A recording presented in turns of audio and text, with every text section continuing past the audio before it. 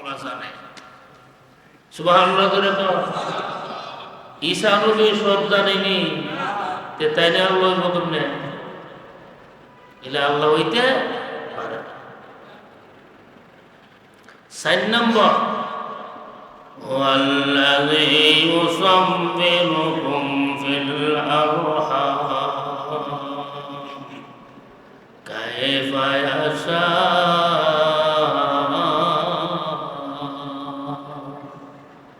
তিনি আল্লাহ যিনি তোমাদেরকে তোমাদের মার গর্ভের আকৃতি দিছে, যেমন ইচ্ছা করছে তেমন।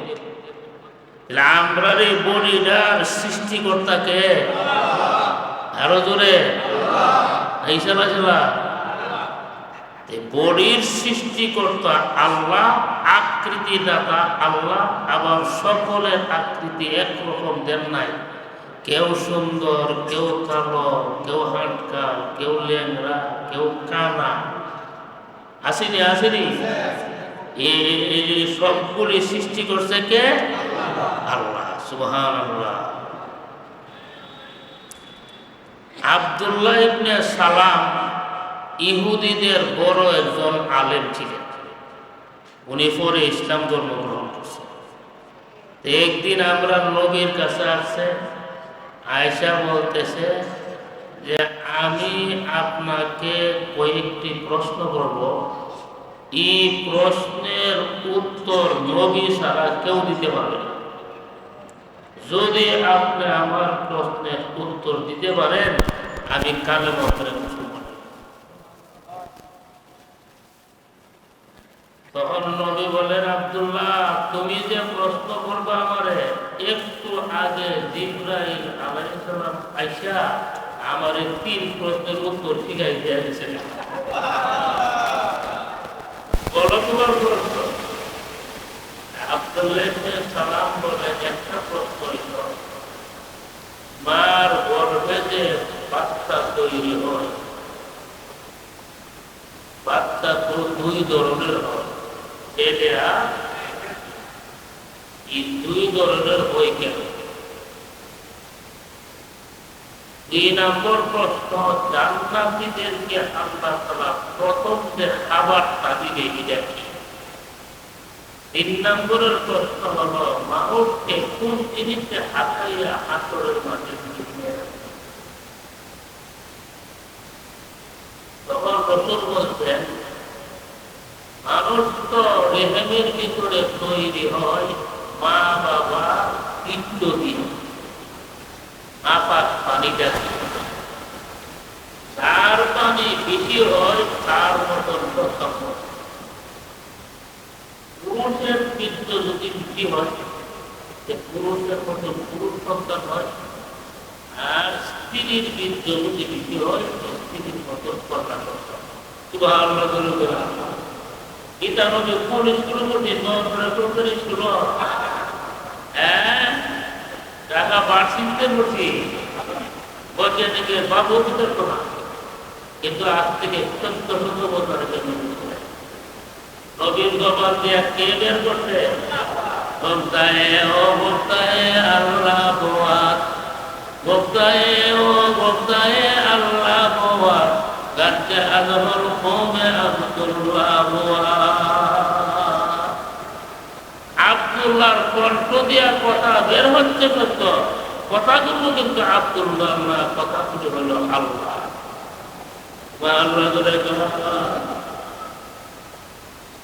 তুমি যে দ্বিতীয় প্রশ্ন করছো জান্নাতের ভিতরে প্রথম খাবারটা কি দিয়ে দিলে? রাসূল বলেন মাকে কলিজা বোনা দিলে।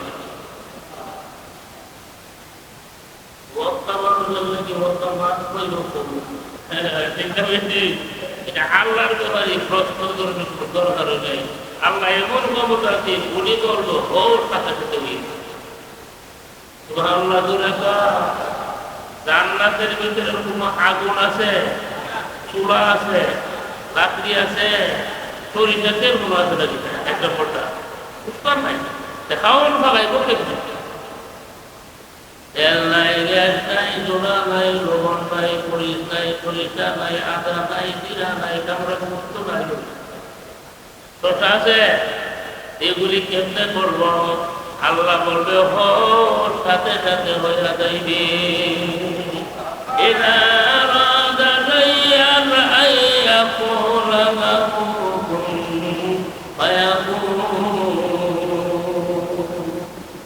একবার তো শুনছি বেহেশতে গেলে বলে সব জিনিস আল্লাহ দিব। তোমরা মনে যা তাই খাইবা। আমার তো হুজুর উকা হওয়ারও কথা। বেহেশতের মধ্যে গেলে উকার মধ্যে থাকে। মনে কর আল্লাহ করে উৎসা দিল, টিকা জ্বালাইবে বেহেশতের মধ্যে তো কোনো আগুন নাই।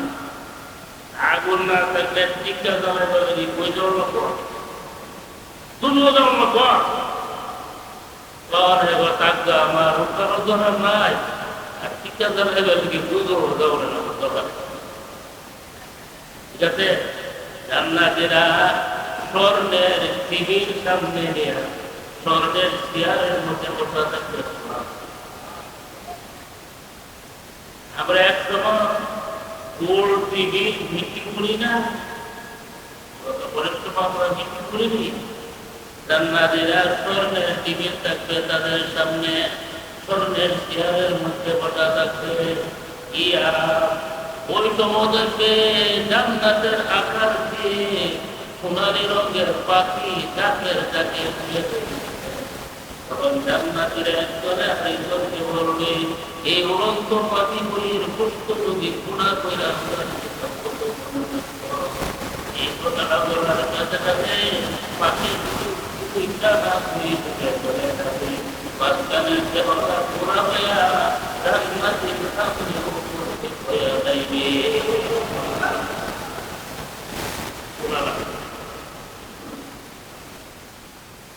আমরা জান্নাতে গিয়ে আমাদের কলিজার গুণা আমরা আপনারা কারা কারা মাছ খাইতে? ভারতের জায়গাতে মাছ খানা মাছ করে পাখির খুব আমরা যে হুজুরে কিতাব পড়াইতো এক হুজুর আছে তাইও মাছ। আমরা তো বাঙালি আমরা তো বাঙালি তোরা মাছ খা। হুজুরে যখন কুমারী সুযোগ করা তখন কুমারী সুযোগ এই ঘটনা আছে যে বেহেশতের মধ্যে নাম গাজুর মাঠে পড়িতে তখন আমরা শুধু বেহেশতের খাবার মাঠে পড়ি। আচ্ছা মাছ দেখাও দেবো বেহেশতের মধ্যে কুমারী সুযোগ করছে, ঠিক না বেটি?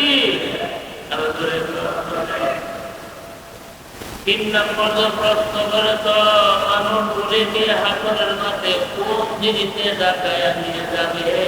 এটা হলো একটা আগুন। পৃথিবীর পূর্ব আকাশে বিশাল বড় একটা আগুন বের হবে। ওই আগুন মানুষকে ডাকাইতে হাসরের আব্দুল্লাহ ইবনে সালাম বলেন, ইয়া রাসূলুল্লাহ, আপনি যে তিনটি প্রশ্নের জবাব দিয়েছেন আমার বিশ্বাস হয়ে গেছে আপনার পয়গম্বর। আজকে থেকে আমি কালেমা গ্রহণ করে মুসলমান হয়ে গেলাম। সুবহানাল্লাহ। আপনার এই বডিটা কে বানাইছে? আপনার আকৃতিটা কে দিছে? তামাম জগতের মানুষের সামনে যদি আপনার চেহারাটারে ঠিক করা হয়, কোন মানুষের চেহারার সাথে আপনার চেহারা ঠিক হবে না। ঠিক আল্লাহ তুই কারিগরি দিয়ে করতে, এই সুরত যে দান করতে তিনি হইল আল্লাহ।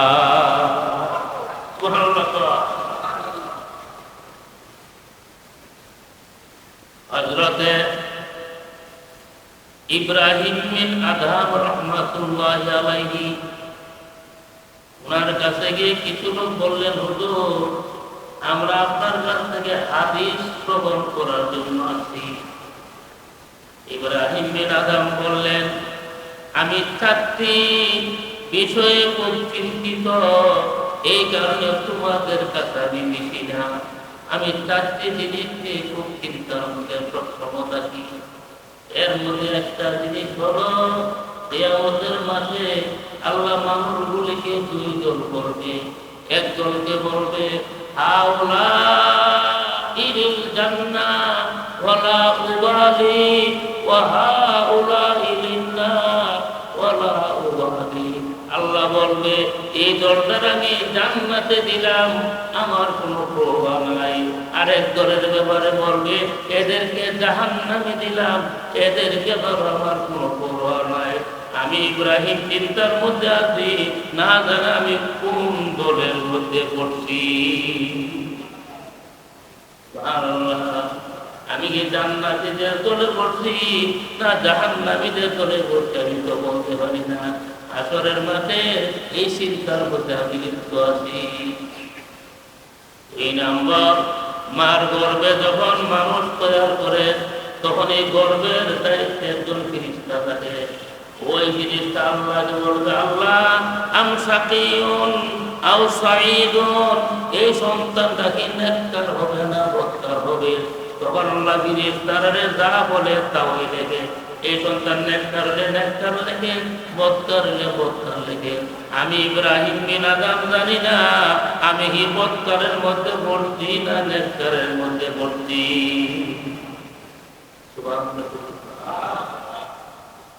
শরীরটা কষ্ট লাগতে দিদি না উপাস্ত উপাধিটা কষ্ট উপাস কি লিখে যে গরিবরা প্রতি কিছু দিয়া রেখে এই সব আপনার লাগে উপাস করতে উপাস থেকে আর গরিবরা মাঝে মধ্যে উপাস করে ওরা যে উপাসটা মজা লাগে। এটা বেটি অনেক ধনী আছে গরিবরার প্রতি খেয়াল লাগে না, গরিবরার প্রতি খেয়াল লাগে, গরিবদের প্রতি আমাদের অবশ্যই। 3 নম্বরে আমার টেনশন হইল আল্লাহ তাআলা কিয়ামতের দিন বলবে ওয়ামতাহুল ইয়াওমা আইয়ুহাল মুজরিমুন, ও নাফরমানের দল তোমরা মুমিন থেকে পৃথক হয়ে যাও, আলাদা হয়ে যাও। আমি বলতে পারি না আমি কোন দলের মধ্যে পড়ব।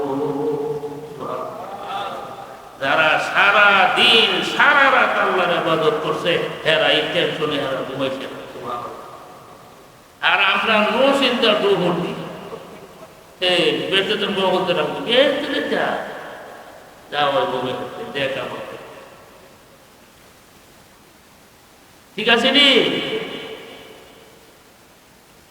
আমি এই কাজগুলি নিয়ে ব্যস্ত, এই কারণে আমি হাদিস বর্ণনা করতে পারি না। আমরা সৃষ্টিকর্তা কজন, এই সৃষ্টিকর্তা কজন, আকৃতিদাতা কজন, তিনি আল্লাহ। এখানে আল্লাহর মারে কথা দিয়ে আছে ঈসা নবী আল্লাহ হইতে কিমন এরার জ্ঞানটা কিভাবে শয়তানে নষ্ট করতে। একটা মানুষ মার ঘরে জন্ম নিতে ইচ্ছা হয়েছে না, উনি প্রস্রাব করতো, বায়না করতো, খানা খাইতো, সব করতো, ইলা আবার আল্লাহ পৃথিবী উল্টা এবার মাথার মধ্যে কত যারা রকেট বানাই যেতেছে, বোমা বানাই যেতেছে, ইটা বানাই যেতেছে, ইটা বানাই যেতে কি বুদ্ধিটা মাথার মধ্যে ঢোকে না। তাওজিবুল্লাহ জোরে কা আরো জোরে। আসল কত হলো হেদায়েত দেওয়ার মালিক হইল আল্লাহ।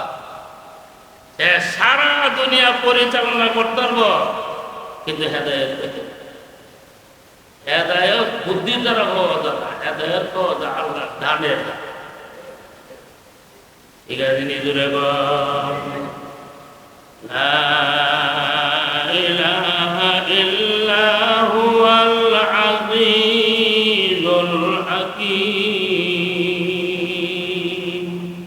আল্লাহ ছাড়া কোন মাবুদ নেই, তিনি হইল আজিজ পরাক্রমশালী, আল হাকিম সবচেয়ে বড় হিকমত লাগিয়ে দিয়েছ আল্লাহ। সুবহানাল্লাহ কইছেন না? ওয়াল্লাযী আনজালা আলাইকাল কিতাবা মিনহু আয়াতুম মুহকামাতুন হুন্না উম্মুল কিতাব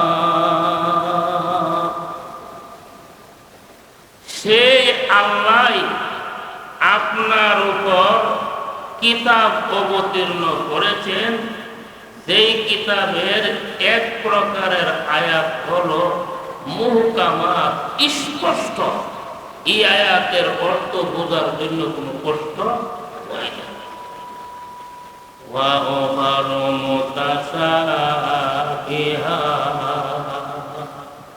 আরেক প্রকারের আয়াত হইল অস্পষ্ট, এইগুলির অর্থ বুঝে আসে না। বুঝছেন না কি? কোরআনের আয়াত দুই ভাগে বিভক্ত।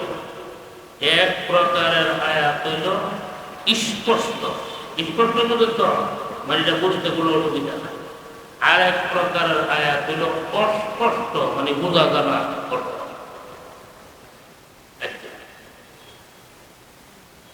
হুন্না উম্মুল কিতাব, যে আয়াতগুলো স্পষ্ট, বুঝতে কোনো সমস্যা নাই, এই আয়াতগুলোই হইল কিতাবের মূল অংশ।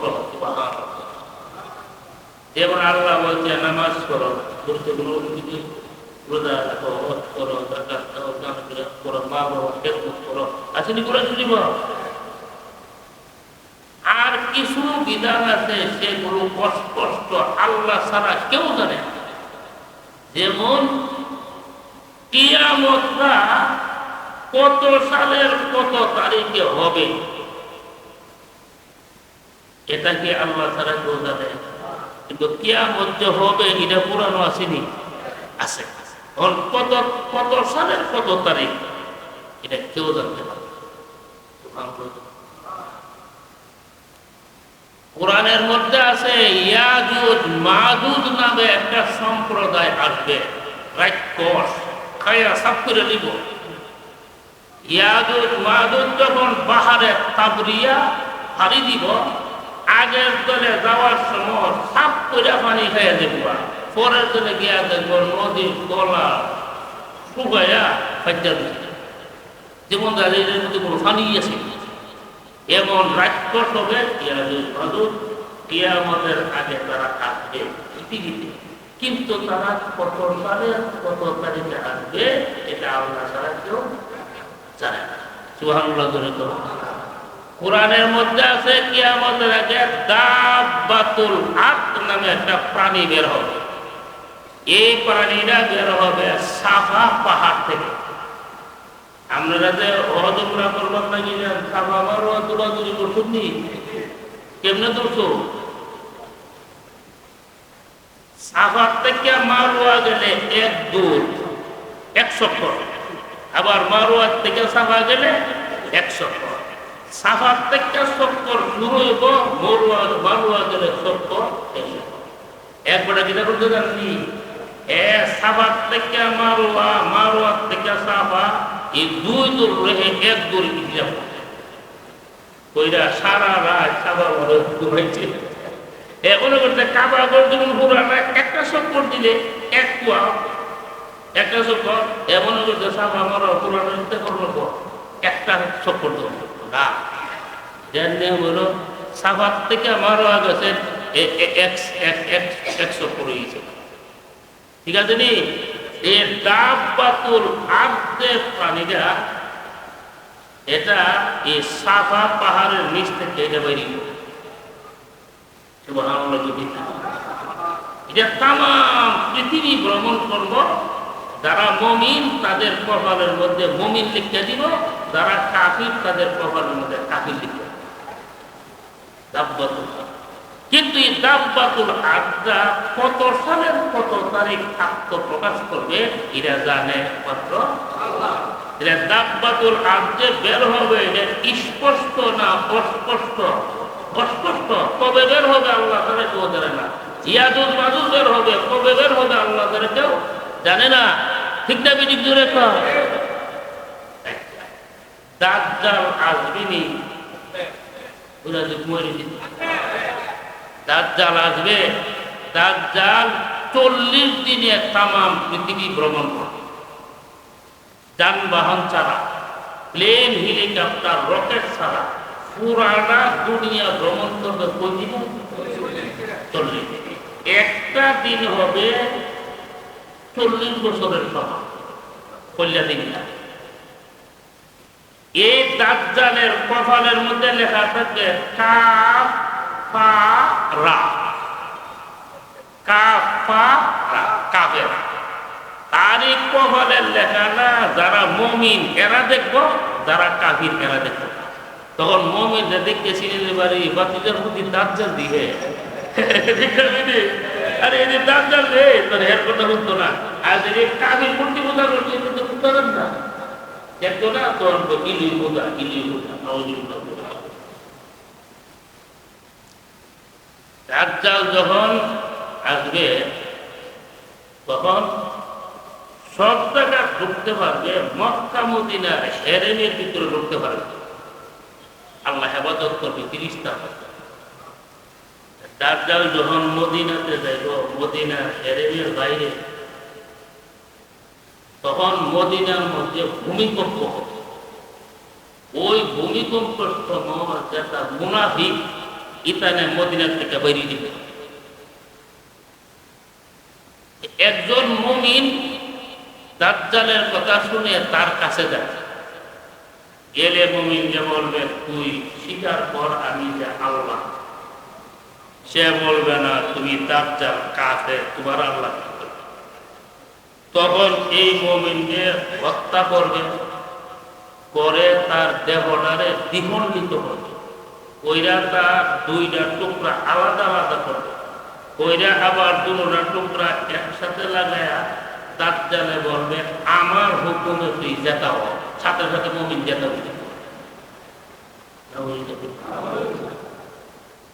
এমন পাওয়ার যদি কখনো কইরে দেয়, মেয়েটার অনেক মানুষ বেড়া পূজা মনে করে বইতে চিন্তা করি কেমন দাজ্জালে একটা কত কঠিন ঘটনা। মানুষটারে মারব, দেহ আলাদা আলাদা করব, আবার দেহটারে লাগাইয়া করব আমার হুকুমে তুই বল। এবারে তাদের যেতে হয়ে থাকবে। ওই সময় দাজ্জাল বলবেন এ আমি তোর হত্যা করলাম, আবার তোরে জীবন দান করলাম, তুই কি এখনো মানবে না আমি যে আল্লাহ? বলেন না। তখন মুমিন বলবে রে দাজ্জাল, তুমি যে আমাকে হত্যা করে আবার জীবিত করেছো, এখন আমার পুরাপুরি ভাবে বিশ্বাস হয়েছে তুমি যে দাজ্জাল। কারণ আমার নবী বলে গিয়েছে দাজ্জালকে এমন ক্ষমতা দেওয়া হবে, দাজ্জালকে এমন প্রমাণ দেওয়া হবে যে মানুষকে মেরে হত্যা করে আবার জীবিত করতে পারবে। তুমিও পারছো, কাজে আমি বুঝলাম তুমি দাজ্জাল। আমি তোমার উপরে ঈমান আনবো না, আমার মাবুদ হলো আল্লাহ। এই ঘটনার পরে দাজ্জাল যে মানুষকে মেরে জীবিত করত, এটা পাওয়ার আল্লাহ ছিল। এই ঘটনার পরে পাওয়ারটা নিয়ে যাবে, যে আর কোনো মানুষকে হত্যা করতে পারবে না। সুবহানাল্লাহ। দাজ্জাল আসবেনি কোন সালে? হ্যাঁ, কোন নবী কইতে পারবনি, কোন ওলি, কোন গাঁওর ইশারা করে মনে করতে পারবো? এই কথা হান কইতে পারবো একমাত্র আল্লাহ। সুবহানাল্লাহ জোরে কর।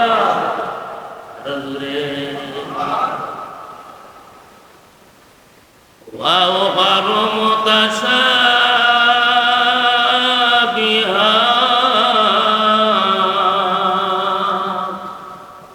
আরেকটা মুতাশাবিহা আয়াত আল্লাহ কুরআন শরীফের মধ্যে ঈসা আলাইহিস সালামকে রূহুল্লাহ বলছে। কি বলছে?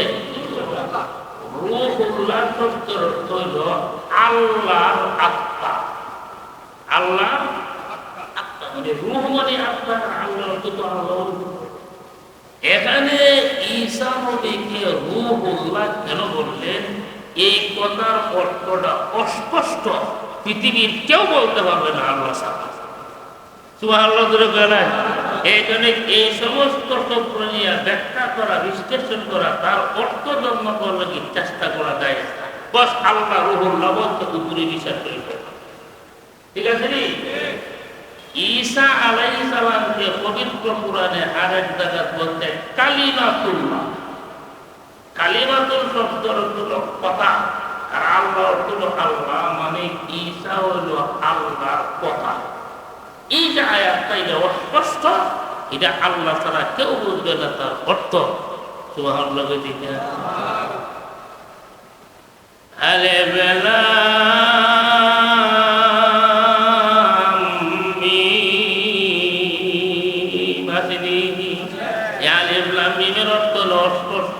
পৃথিবীর কেউ বলতে পারবে না আলিফ লাম মিমের অর্থ কি, পৃথিবীর কেউ বলতে পারবে না আলিফ লাম মিমের অর্থ কি।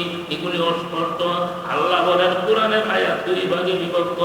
এক প্রকারের আয়াত হলো মুহকামাত, আরেক প্রকারের আয়াত হলো মুতাশাবিহাত।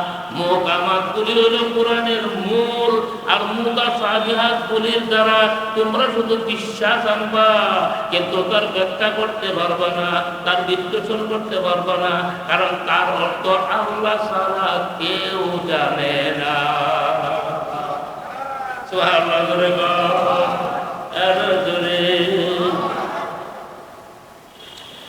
মুহকামাতের আরেকটা তাফসীর আছে,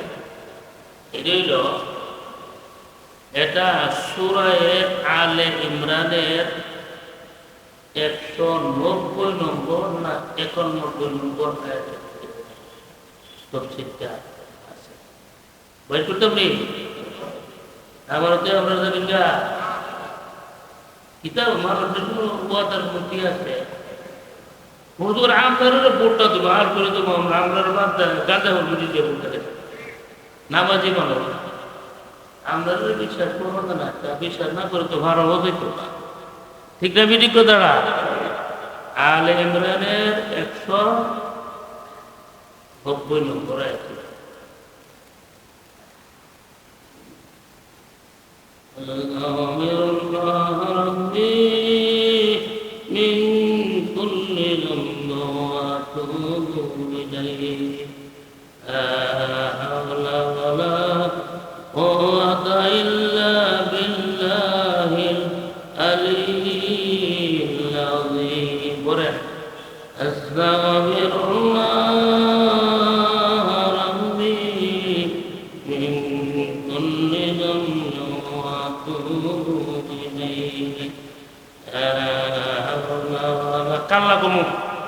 এই মুহকামাতের দ্বিতীয় ব্যাখ্যাটা কালকা বলা হইব।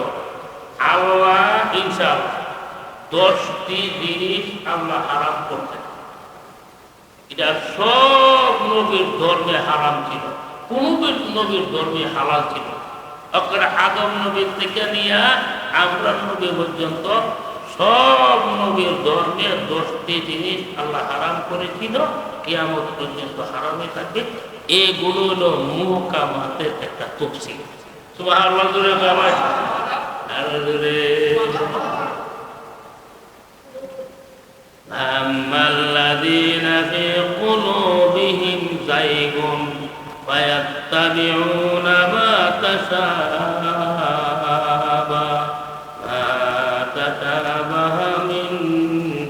মিনহু ইবতিগাআল ফিতনাহ ওয়া ইবতিগাআ তা'বীলিহি। আল্লাহ যাদের অন্তর বাঁকা, বক্র তো বুঝুন তো, বাঁকা, যাদের অন্তর বাঁকা, এরাই এই অস্পষ্ট আয়াতগুলির পিছনে দুর্বল। তার অর্থ জানবার লাগে, অর্থ জানবার মতো বলতে পারছি। তাইলে বোঝা গেল অন্তর দুই প্রকার, একটা হইল সোজা আর একটা হইল বাঁকা। আসলে বাঁকা অন্তরওয়ালা মানুষের সংখ্যা পৃথিবীটা বেশি। ঠিক আছে, সোজা মনের মানুষ খুব কম, সরল মনের মানুষ খুব কমে পাওয়া যায়।